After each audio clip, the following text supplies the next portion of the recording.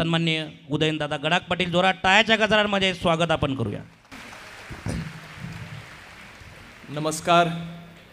आज आपल्या आयोजित करिअर मार्गदर्शक पुस्तक व आमदार शंकरराव गडाख साहेब यांच्या वेबसाईटच्या लॉन्च निमित्ताने जमलेले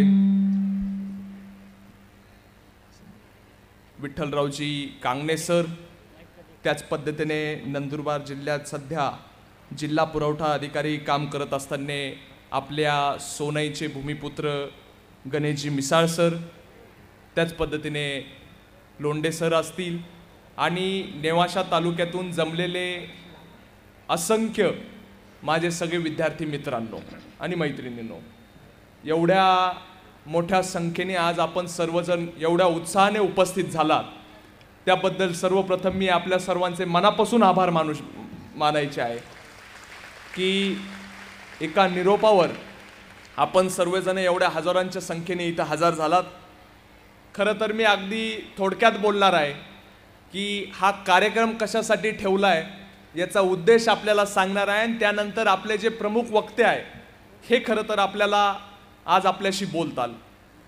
मला मित्रांनो मुद्दामून सांगायचं आहे की आपण ज्यावेळेस ग्रामीण भागात आपण सर्वजण शिक्षण करतात, मी देखील ग्रामीण भागात शिकलेलो आहे, मिसाळ साहेब देखील शिकलेले आहे आणि कांगणे सर देखील शिकलेले आहे की ग्रामीण भागात ज्यावेळेस आपण शिक्षण घेत असतो शाळा आपली व्यवस्थित चालू होती, पण नंतर शाळेनंतर नेमकी करायचं काय हा एक खूप मोठा प्रश्न आपल्या पुढे उपस्थित होतो की आता कॉलेज करायचं, कुठल्या प्रोफेशनमध्ये करायचं, कोणची डिग्री घ्यायची, ती डिग्री झाल्यानंतर करायचं काय, हे अनेक प्रश्न आपल्या समोर असतात आणि त्यावर आपल्याला गाईड करायलाच कुणी नसतं आणि ज्यावेळेस आपल्याला कुणी गाईड करायलाच नसतं आपण तिथंच फसतो.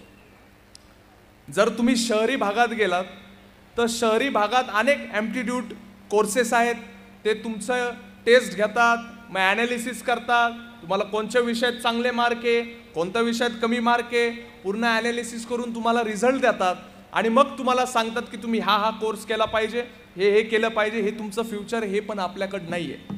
आणि म्हणून ती अडचण खरं तर सुरुवातीला माननीय आमदार शंकरराव गडाख पाटलांच्या लक्षात आली आणि त्यावेळेस साहेबांशी चर्चा करत असताना साहेबांनी मला सांगितलं की आपल्या ग्रामीण भागात ही जी अडचण आहे, हा जो दुरावा आहे, हा आपल्याला भरून काढायचा आणि याच्यासाठी आपल्याला काय करता येईल.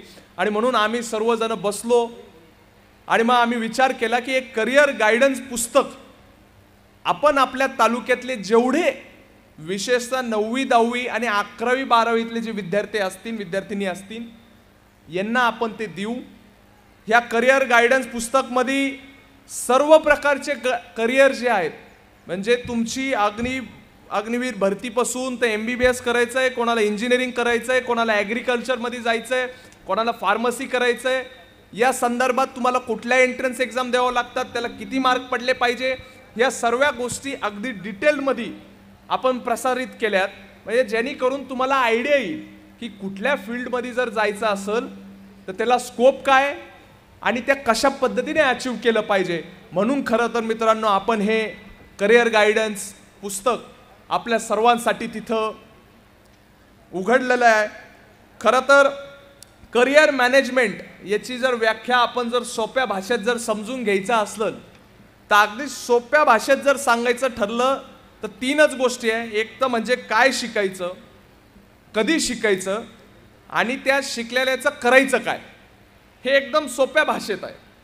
आणि म्हणून हेच आज आपल्याला सांगायला थोडक्यात हे पुस्तक तर आपण केलेलंच आहे, पण त्याच पद्धतीने कांगणे सर असतील, मिसाळ साहेब असतील, हे दोघं आपल्याला त्या माध्यमातून गाईड करणार आहेत.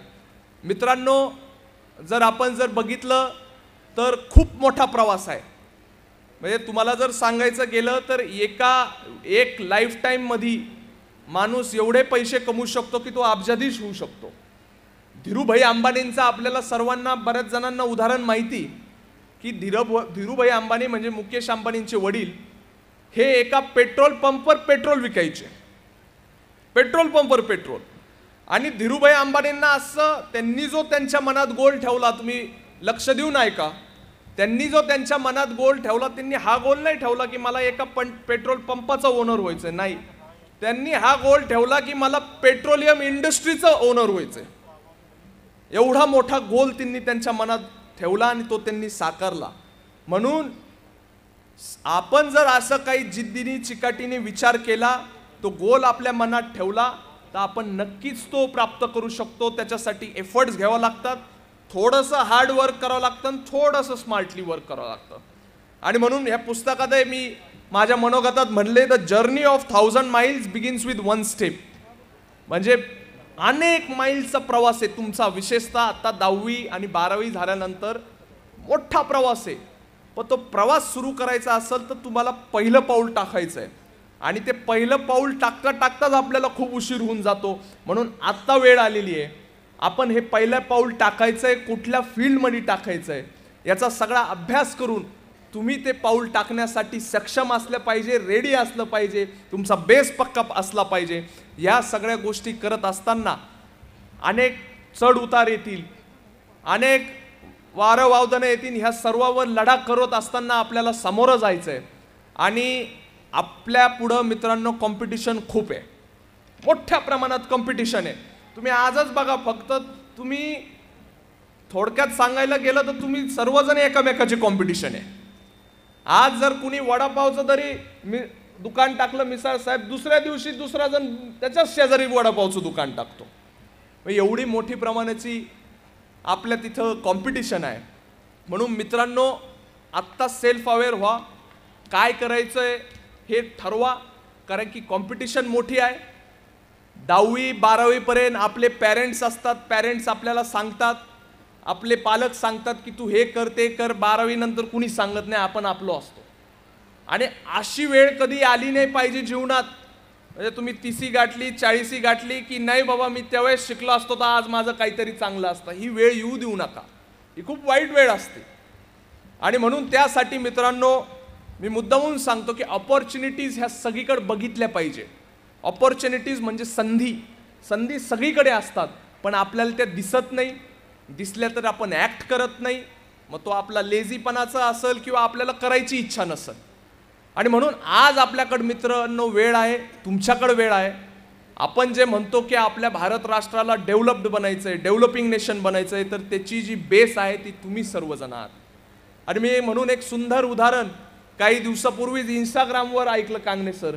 एक रेड कार थेरी म्हणून एक थेरी आहे, तर त्या थेरीमध्ये असंच सांगितलं गेलंय. मी आज तुम्हाला प्रश्न विचारतो, आज सकाळीच तुम्ही तुमच्या गावावरून आलेत, इथं आलात, येताना तुम्ही कुणी लाल कलरची गाडी बघितली का?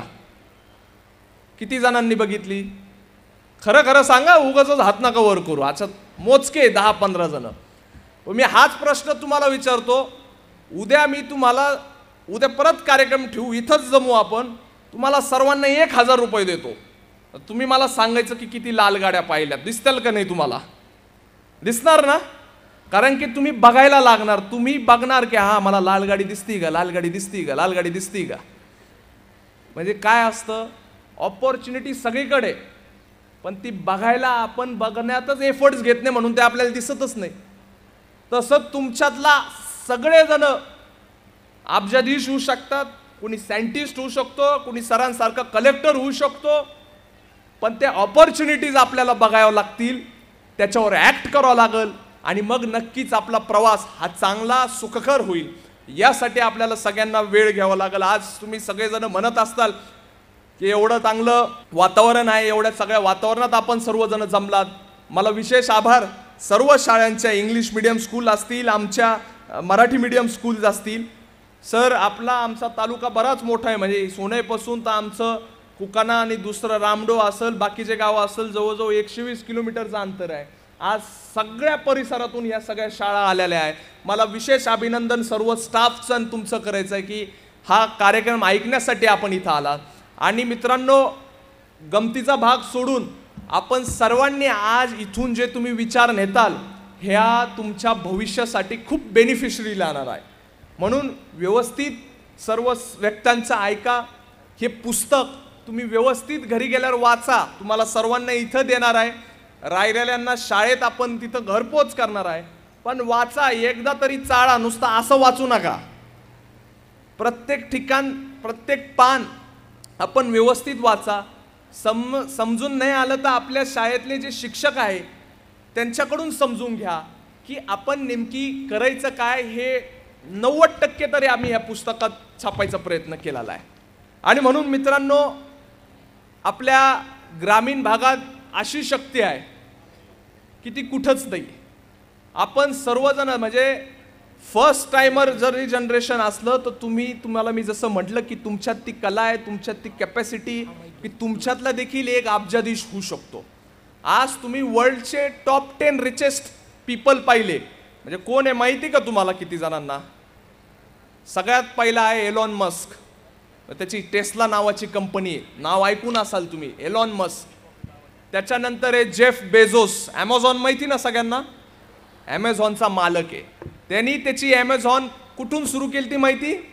गॅरेजपासून चालू केली ती. गुगल कंपनी कुठून चालू झाली मित्रांनो माहिती? गॅरेजपासून सुरू झालेली. ॲपल कंपनी कुठून चालू झाली ती मित्रांनो माहिती? गॅरेजपासून चालू झालेली.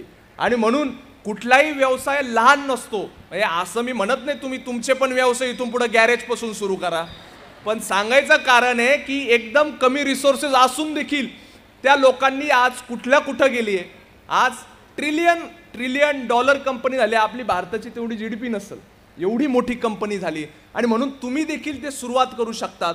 आपल्याकडे जरी रिसोर्सेस कमी असल्या, शहरी भागाच्या तुलनेत आहे आपल्याकडे रिसोर्सेस कमी, पण आपल्याकडे टॅलेंट हे शहरी भागापेक्षा जास्त आहे. कांगणे सर, खूप मोठ्या प्रमाणात टॅलेंट आहे. हे जे 10 टॉप 10 जे उद्योगपती आहे हे सगळे फर्स्ट जनरेशन उद्योगपती आहे. फर्स्ट जनरेशन म्हणजे काय? त्यांच्या वडिलांकडे वगैरे काहीच नव्हतं, त्यांनी स्वतः उभा केलेलं आहे. आणि म्हणून तसंच असं समजू नका की ह्या रेसमध्ये मी कुठंतरी माग आहे. असं समजू नका की माझ्याकडे जे रिसोर्सेस पाहिजे ते नाही आहे. Knowledge is everything. आज मुद्दाहून मला सांगायचं की इंस्टाग्राम आणि फेसबुक, यूट्यूबच्या माध्यमातून किती मोठा ॲक्सेस आपल्याला भेटलाय.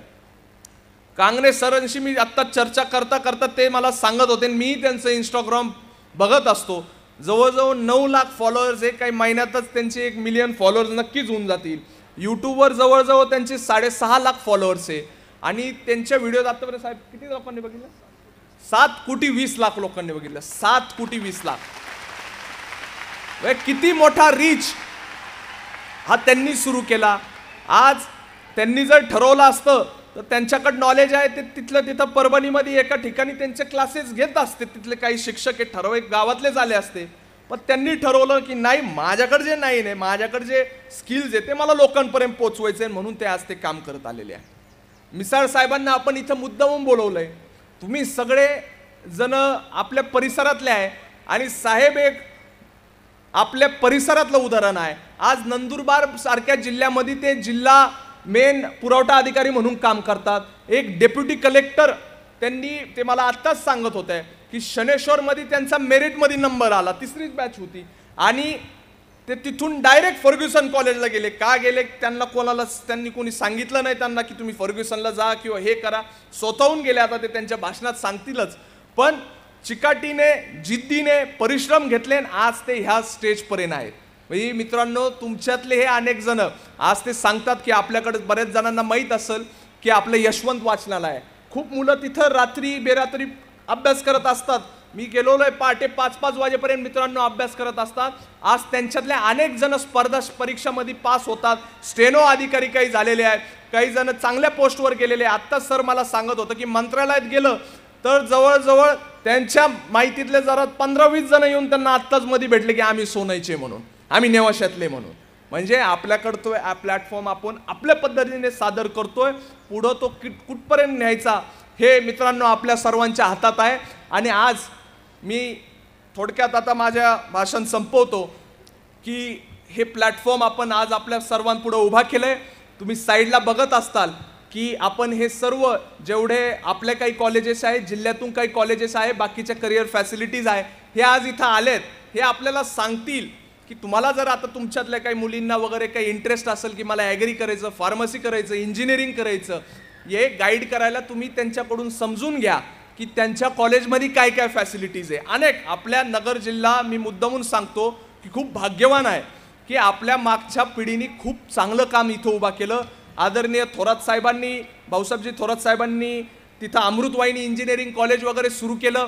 कोल्हे साहेबांनी तिथं संजीवनीचं कॉलेज चालू केलं. गडाख साहेबांनी मुळा एज्युकेशन केलं. विखे साहेबांनी प्रवारा केलं. एक खूप चांगला प्लॅटफॉर्म आपल्या जिल्ह्यासाठी तिथं भेटला. नशीबवान आहे मराठवाड्यात आज जर तुम्ही गेला तर अनेक जिल्हे कांगणे सर सांगतील की तिथं शाळानंतर कॉलेजेस नाही आहे आणि म्हणून खूप चांगली संधी आपल्याला भेटली. आपण मुद्दामून या सर्व स्टॉलला व्हिजिट करा. यानंतर विशेष करून 9वी ते 10वीचे जे मुलं आहे आणि 11वी 12वीचे जे बाकीच्या तालुक्यातून आले यांच्यासाठी आम्ही कॅम्पस व्हिजिट मुद्दामून अरेंज केली की एखादा कॅम्पस कसा असतो, तिथं काय काय फॅसिलिटी असतो. हे बघा, शाळेतलं जीवन खूप वेगळं असतं, कॉलेजचं खूप वेगळं असतं, पोस्ट कॉलेजचं खूपच वेगळं असतं. पण तुम्हाला एक कॉलेजचं जीवन कसं असतं ते मुद्दामून तुम्ही एक चक्कर मारून आम्ही एक अरेंज केली आमची टीम, आमचे प्रिन्सिपल स्टाफ वगैरे आहे, तुमचं स्टाफ मिळून की इथं मेस कशी आहे, इथं हॉस्टेल कसं आहे, इथलं वातावरण कसं आहे, इथं अभ्यास कुठं करतात, इथलं कॉलेजेस कसे आहेत, ही सगळी व्हिजिट या कार्यक्रमानंतर आपली सर्वांची तिथं आम्ही अरेंज केलेली आहे. आणि आज मुद्दामून आपण सर्वजण एवढ्या उत्साहाने आला त्याबद्दल मी खरं मनापासून आपलं माननीय आमदार शंकरराव गडाख पाटील साहेबांच्या वतीने आभार मानतो. आणि हा पुस्तक आपण नक्की वाचा, घरी जाऊन वेळ करू आपण नक्की वाचा. याचा फीडबॅक तुम्ही पण मला नक्की द्या. माननीय साहेबांच्या वेबसाईटवर असेल, आपण तो फीडबॅक आम्हाला पोचू शकतात आणि याच्यात काय सुधारणा करता येईल किंवा तुम्हाला वाटतं की काय अजून नवीन गोष्टी ॲड करता येईल ते देखील आपण चेंजेस करून पुढच्या आवृत्तीमध्ये सादर करू. पण आज आपण सर्वजण एवढ्या उत्साहाने सर्व माझे तरुण मित्रमैत्रिणींना आलात त्याबद्दल मी मनापासून आपले हात जोडून आभार मानतो आणि माझे 2 शब्द संपवतो. धन्यवाद.